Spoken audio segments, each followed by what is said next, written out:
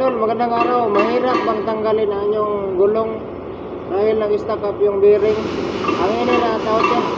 Ito mga idol, baka ito ang solusyon sa inyo. Kung mahirap tanggalin yung gulong nyo, kumapit masyado yung outer at inner na bearing. Tingnan nyo to, paano tanggalin. Pinutin natin. Pamagitan nitong fabricated tripod cooler.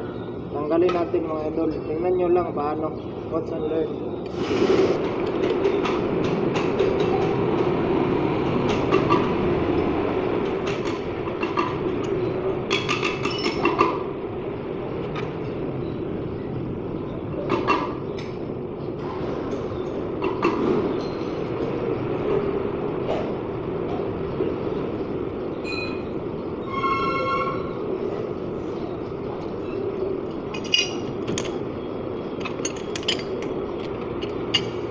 Yun na mga idol, nabunot na natin. Pamagitan lang ito.